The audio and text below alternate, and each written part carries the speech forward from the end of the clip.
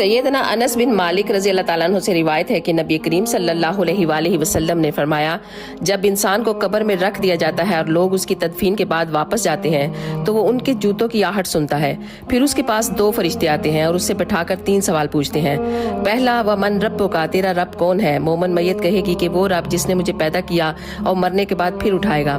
व मन नबीयों का, तेरा नबी कौन है? तो वो कहेगा मोहम्मद अल्लाह के नबी और रसूल हैं। फिर उससे पूछा जाएगा व मन दीनों का, तेरा दीन क्या है? तो वो कहेगा मेरा दीन इस्लाम है। तो फरिश्ते उससे कहेंगे कि जहन्नम में अपने टकाने की तरफ देख, अल्लाह ने तुम्हारे लिए इसके इवज जन्नत में टकाना तैयार कर दिया है और कयामत तक उसकी कब्र 70 हाथ फराह कर दी जाती है।